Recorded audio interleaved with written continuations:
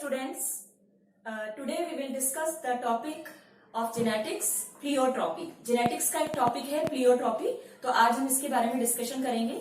Students, आप सब जानते हैं जो हमारी बॉडी के अंदर जीन्स होते हैं वो हमारे डिफरेंट फिनोटाइपिक कैरेक्टर्स को कंट्रोल करते हैं। हमारी बॉडी के जितने भी कैरेक्टर्स होते हैं फिनोटाइपिक, उन सबका कंट्रोलिंग का वर्क जीन्स का होता है।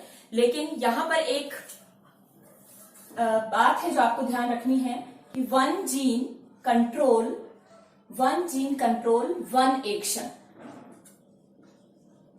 अभी तक हमें ये पता है कि जो एक जीन होता है वो एक ही फिनोटाइपिक कैरेक्टर को कंट्रोल करता है। लेकिन अगर ऐसा हो कि एक जीन एक से ज्यादा कैरेक्टर्स को, फिनोटाइपिक कैरेक्टर्स को इफेक्ट करे या उसको जो भी उसमें चेंजेस हैं वो कर दे, तो ऐसे प्रोसेस को हम बोलते हैं pleiotropy.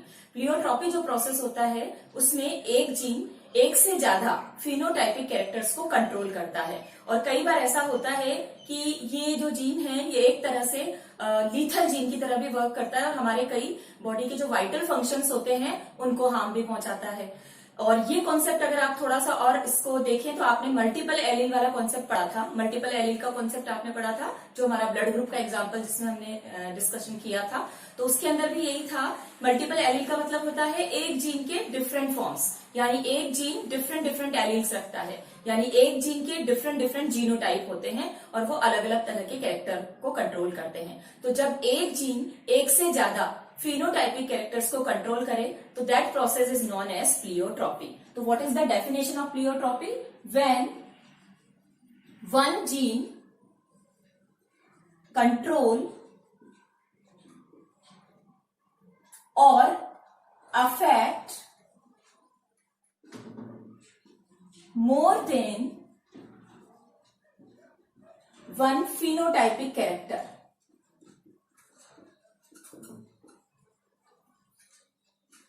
So that concept is known as, this concept is known as pleiotropy. इसे हम कहते हैं प्लियोट्रॉपी। अब what are the examples of pleiotropy? Pleiotropy हम कहां पर देख रहे हैं, कहां हमने इसके एग्जाम्पल देखे हैं? ये बहुत सारे एग्जाम्पल इसके हैं। जो उसमें सबसे पहले जो मैं आपको एग्जांपल दूंगी that is very simple example, जो कि फ्रूट फ्लाई का है। फर्स्ट एग्जांपल हम जो इसमें लेंगे वो है ड्रोसोफिला का। ड्रोसोफिला आप सब जानते हैं, Drosophila is a fruit fly. ये एक फ्रूट फ्लाई है। इसके अंदर जो व्हाइट आई कलर का जीन है, इसकी जो व्हाइट आई होती है, तो व्हाइट कलर का जो जीन कंट्रोल करता है व्हाइट कलर को, जो कि एक रिसेसिव जीन होता है। ये एक रिसेसिव जीन है जो कि इसके व्हाइट आई कलर के लिए रेस्पॉन्सिबल होता है। लेकिन यही जीन कलर के अलावा भी इसके कई और कैरेक्टर्स को कंट्रोल करता है, जैसे कि विंग शेप, इसके जो विंग्स होते हैं उसकी शेप को कंट्रोल करना, एंड शेप ऑफ एब्डोमेन, जो इसका एब्डोमेन होता है उसका शेप को कंट्रोल करना। तो यहां पर आप देख रहे हैं कि जीन एक ही है, जो कि बेसिकली वो जीन क्या है, वो व्हाइट कलर के लिए रेस्पॉन्सिबल है इसकी आईज के। लेकिन ये जीन क्या कर रहा है, इसके विंग्स को भी कंट्रोल कर रहा है, विंग्स की शेप के लिए, और इसके एब्डोमेन की शेप के लिए रेस्पॉन्सिबल है। तो we can say this is the pleiotropy, because the definition of pleiotropy क्या है? When one gene affect more than one phenotypic character, that process is known as pleiotropy.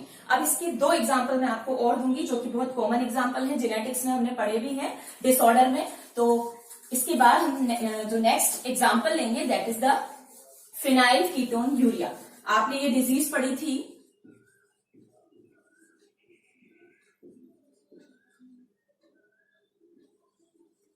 Phenyl ketone urea. यह एक autosomal disease है, autosomal recessive disease है। This is the autosomal recessive disorder.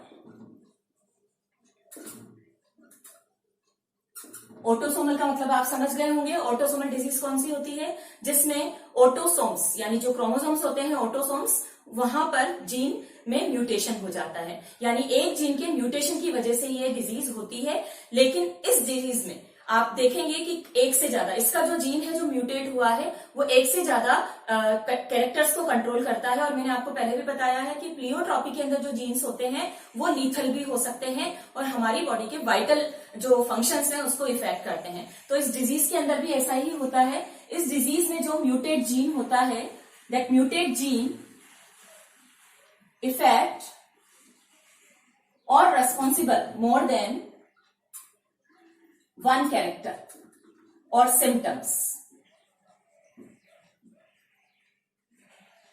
तो पहले हमें इस डिजीज के बारे में पता होना चाहिए कि इस डिजीज में होता क्या है, तब हम इसके जो इफेक्ट हैं उसको डिस्कस करेंगे। फिनाइल कीटोन यूरिया एक डिजीज है जिसके अंदर जो बॉडी का एक नॉर्मल प्रोसेस होता है, हमारी बॉडी के अंदर एक नॉर्मल प्रोसेस होता है जिसके अंदर जो अमीनो एसिड है आपकी बॉडी के अंदर, फिनाइल एलेनिन, इस फिनाइल एलेनिन को फिनाइल एलेनिन हाइड्रोक्सिलेज एंजाइम किस में बदलता है, ये टायरोसिन के अंदर बदलता है। टायरोसिन जो आगे बहुत सारी चीजों के लिए रिस्पॉन्सिबल है। टायरोसिन जो आपके पिगमेंटेशन, मेलेनिन के फॉर्मेशन के लिए भी रिस्पॉन्सिबल होता है। तो नॉर्मल हमारी बॉडी के अंदर ये फंक्शन चलता रहता है कि फिनाइल एलेनिन जितना भी आपकी बॉडी के अंदर अमीनो एसिड बनेगा उसको phenyl alanine hydroxylase enzyme tyrosine में कन्वर्ट करता है। बट जो इसका जीन है जो बनाता है फिनाइल एलेनिन हाइड्रोक्सिलेज एंजाइम, आप सब जानते हैं एंजाइम प्रोटीन्स होते हैं, तो इनके लिए रेस्पॉन्सिबल जीन्स होते हैं। वो जीन ही ट्रांसलेशन के प्रोसेस से क्या बनाते हैं, डिफरेंट टाइप के प्रोटीन। और इस प्रोटीन का यानी ये जो एंजाइम है फिनाइल एलेनिन हाइड्रोक्सिलेज, उसके जीन्स के अंदर क्या हो जाता है, म्यूटेशन हो जाता है, यानी वहां पर एब्नॉर्मलिटी आ जाती है जिसकी वजह से ये एंजाइम बॉडी के अंदर नहीं बन पाता। और इसकी वजह से फिनाइल एलेनिन का जो कन्वर्जन है किसमें, टायरोसिन के अंदर, वो कन्वर्जन नहीं हो पाएगा। तो आपकी बॉडी के अंदर वो फिनाइल एलेनिन इकट्ठा होता रहता है, वो बहुत ज्यादा अक्यूमुलेट हो जाता है और एक हार्मफुल प्रोडक्ट के अंदर जिसे हम बोलते हैं पायरुविक एसिड, उसके अंदर कन्वर्ट हो जाता है। ये पायरुविक एसिड जो है ये आपकी बॉडी के अंदर कई तरह के इफेक्ट करता है। तो जीन एक ही है लेकिन वो क्या क्या इफेक्ट करता है, इससे हमारी बॉडी के अंदर अगर ये ऐसा हो रहा है तो मेंटल रिटार्डेशन हो जाएगा, मेंटली प्रॉब्लम आएगी, मेंटल डिसबैलेंस हो जाएगा। इसके अलावा जो स्किन है उसका पिगमेंटेशन में प्रॉब्लम रहेगी, हेयर जो है वो आपके फॉल होने लगेंगे, हेयर रिड्यूस हो जाएंगे इसके अंदर। तो आप देख रहे हैं जीन एक ही है लेकिन वो क्या क्या कर रहा है बॉडी के अंदर, वो मेंटल रिटार्डनेस के लिए भी रिस्पॉन्सिबल है, वह हेयर लॉस के लिए भी रिस्पॉन्सिबल है, और इसके अलावा वो मेलेनिन का क्योंकि फॉर्मेशन नहीं हो रहा तो वो पिगमेंटेशन के लिए भी रिस्पॉन्सिबल है। तो हम यहाँ पर कह सकते हैं this is the pleiotropic gene, यानी फिनाइल कीटोन यूरिया जो डिजीज है उसका जीन कैसा है, वह एक प्लियोट्रॉपिक को हम हिंदी में बोलते हैं बहुप्रभाविता। तो इस जीन को हम यहाँ पर कह सकते हैं ये प्लियोट्रॉपिक है क्योंकि ये इस तरह का डिसऑर्डर करके इतने अलग अलग तरह के इफेक्ट दे रहा है।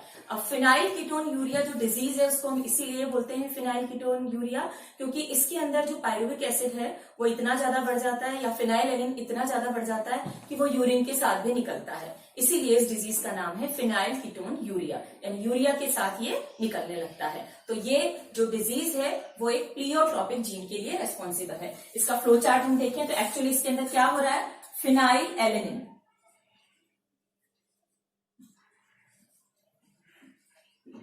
एलेनिन जो कि एक अमीनो एसिड है, इसका कन्वर्जन कौन करता है, फिनाइल एलेनिन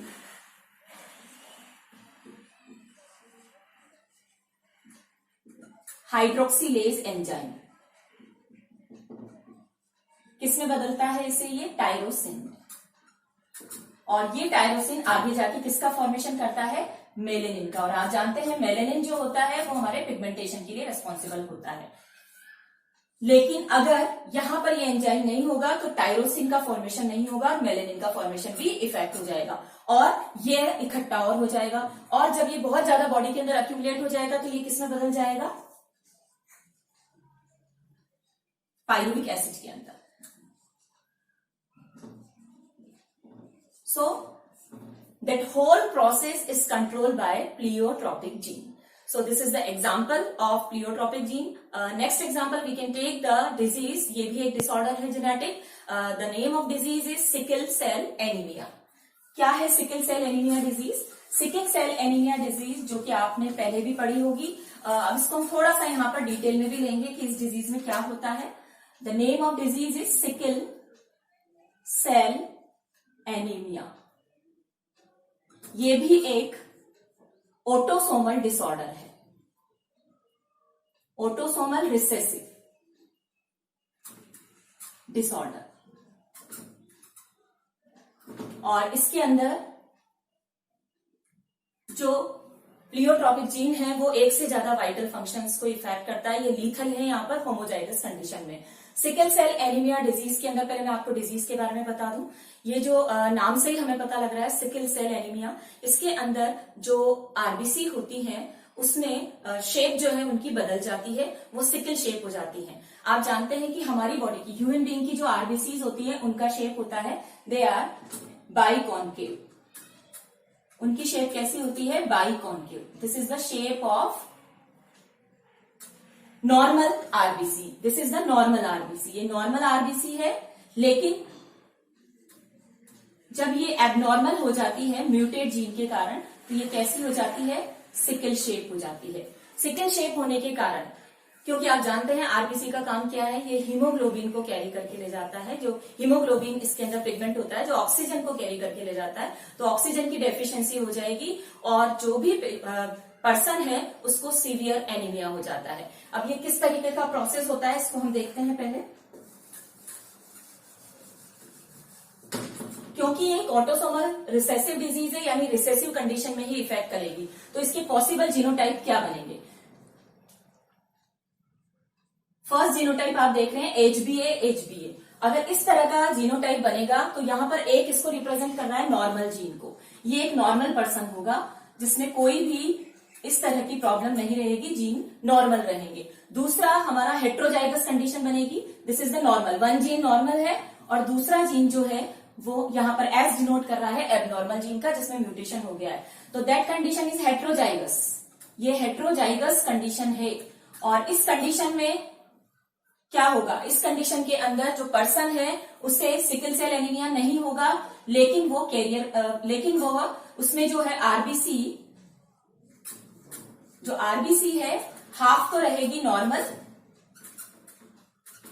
एंड हाफ रहेगी सिकल सेल, सिकल शेप में रहेगी, सिकल सेल शेप हो जाएगी उसकी। तो ये पर्सन जो है इसके अंदर ये कंडीशन आप देख रहे हैं कि हाफ नॉर्मल रहेंगी, क्योंकि एक जीन तो नॉर्मल है और दूसरा जीन एबनॉर्मल है। तीसरी कंडीशन आती है एचबीएस और HBs. This is the homozygous recessive condition. यहां पर दोनों ही जो आप देख रहे हैं जीन वो रिसेसिव है और होमोजाइगस कंडीशन है। तो ऐसा पर्सन जो होगा उसको सीवियर एनीमिया होगा और वो आगे सर्वाइव नहीं कर पाएगा। जो उसका सर्वाइवल है वो नहीं पॉसिबल है, क्योंकि इसके अंदर होमोजाइगस रिसेसिव कंडीशन हो गई है। पूरी जो आरबीसी है वो सिकल शेप में हो जाएंगी। ये जो प्रॉब्लम होती है जेनेटिकली किस वजह से होती है, इसके पीछे भी हम जो रीजन है वो देखते हैं क्या है। इस प्रॉब्लम के अंदर हीमोग्लोबिन की स्ट्रक्चर में प्रॉब्लम आती है। क्या क्या? फर्स्ट इफेक्ट तो होता है abnormal production of haemoglobin.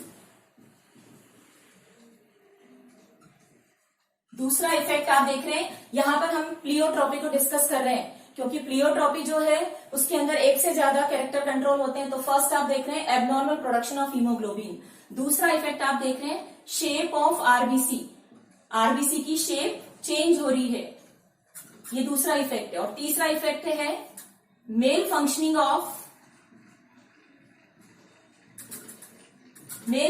Of liver and kidney और लीवर के ऊपर भी इसमें इफेक्ट आएगा। आगे जाके जब आरबीसी एबनॉर्मल होंगी, जब हमारा नहीं पहुंच पाएगा ऑक्सीजन का, तो इन पर भी इफेक्ट आएगा। तो आप यहाँ पे देख रहे हैं कि प्लियोट्रॉपिक जो जीन है वो 3 कैरेक्टर को कंट्रोल कर रहा है, यानी उसका इफेक्ट आपको 3 जगह दिख रहा है। आरबीसी आपकी शेप में चेंज आ रहा है, मेल फंक्शनिंग हो रही है लीवर और किडनी की, और जो हीमोग्लोबिन का प्रोडक्शन है वो एबनॉर्मल हो रहा है। नॉर्मली आप जानते हैं कि जो हीमोग्लोबिन होता है उसके अंदर 2 चेन होती हैं, दो अल्फा चेन होती है और 2 बीटा चेन होती है। लेकिन बीटा चेन के अंदर, क्योंकि ये आप जानते हैं कि जो हीमोग्लोबिन की चेन्स होती हैं वो पॉलीपेप्टाइड चेन होती है, तो उसकी जो रीजन है आप इसमें देखें कि ये डिजीज होती कैसे है।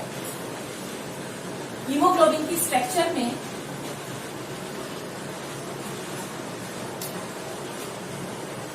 To alpha globin chain and 2 beta globin chain होती है। लेकिन यहां पर आपको ध्यान रखना है बीटा ग्लोबिन चेन के अंदर 6th पोजीशन पर जब ग्लूटेनिक अमीनो एसिड की जगह ये सब्स्टिट्यूट हो जाएगा और इसकी जगह आ जाएगा वेलाइन। तो यहां पर आप देख रहे हैं कि ये एबनॉर्मल आ गया है, क्योंकि ग्लूटेनिक अमीनो एसिड आना चाहिए था चेन में, लेकिन ये वेलाइन हो गया है, तो इस वजह से ये प्रॉब्लम होती है। तो this is the pleiotropic gene.